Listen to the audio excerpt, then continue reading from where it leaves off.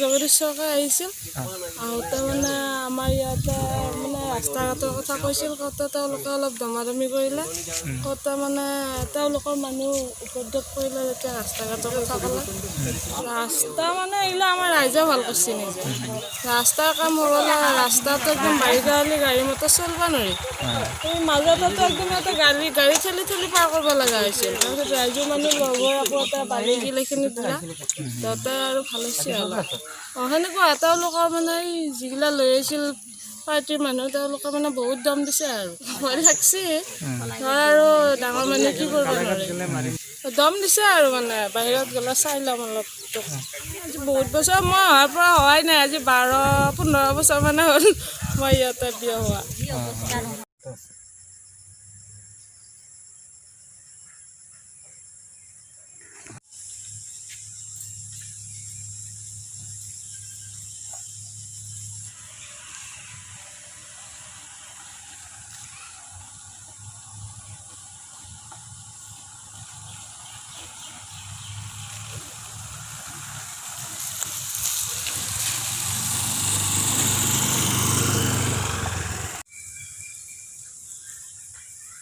মোৰ নাম ইনামুল হক 1 নম্বৰ আমগুৰি গাঁও মুদাইবাৰী সমষ্টিৰ প্ৰাক্তন EM জগদীশ চৰকাৰে 1 নম্বৰ আমগুৰিত এখন মিটিং আজি আহ্বান কৰিছিল মিটিংখন আহ্বান কৰোঁতেই আমি মিটিঙৰ পৰা ওলাই অহা অৱস্থাত তেখেতক আমি মানে কিছু কথা সুধিলোঁ যে তেওঁ প্ৰত্যেক বছৰে ইলেকশ্যনত আমাক প্ৰতিশ্ৰুতি দিয়ে যে আমাৰ ৰাস্তাখিনি বনাই দিম বুলি তেওঁ প্ৰতিশ্ৰুতি এবাৰো পূৰণ নকৰে সেইকাৰণে এইবাৰ আমি গাঁৱৰ ৰাইজে মানে এটা কথা সুধিলোঁ তেখেতক যে আপুনি প্ৰত্যেকবাৰে প্ৰতিশ্ৰুতি দিয়ে আমাৰ ৰাস্তাটো বনাম বুলি কিন্তু ৰাস্তাটো নবনাই খালে হৈ থাকিল গতিকে আপুনি এই সম্পৰ্কত কি ক'ব তেতিয়া তেওঁ ক'লে কি আপুনি UPPLত ভোট দিয়ক বোলে ঠিক আছে UPPLত ভোট দিয়ক এইটো BPFত ভোট দিয়ক এইটো কেনেকৈ আহিল আমি ৰাইজ হিচাপে আপোনাক ক'ব পৰা অধিকাৰ আছে না নাই আপুনি প্ৰত্যেকবাৰে প্ৰতিশ্ৰুতি দিয়ে তাৰপিছত তেওঁ ক'লে যে এইবাৰ PMGSYত ধৰিছোঁ আমি তাৰপিছত মই ক'লোঁ যে PMGSYত প্ৰত্যেক বছৰে আপুনি এনেকুৱাকৈ কয় প্ৰতিশ্ৰুতি দিয়ে আৰু প্ৰতিশ্ৰুতিয়ে হৈ থাকে গতিকে আপুনি আজি 17 বছৰ হ'ল 17 বছৰত আমাক একো কৰি নিদিলে আকৌ অহা 5 বছৰত আপুনি কি কৰি দিব আমি আৰু আপোনাক জানবাৰ বাকী নাই ঠিক তেনেতে তেওঁ মানে কি কৰিছে মোৰ গলত ধৰিছে ধৰি তেওঁৰ গুণ্ডা বাহিনীয়ে মোক জিয়াউৰ ৰহমান বুলি ল'ৰা এজনে গলত ধৰিছে আৰু BPFৰ নেতা হয় তাৰপিছত জগদীশ চৰকাৰেও মোক গলত ধৰি কান্ধত মানে এইটো কালাৰটো ছিঙি দিছে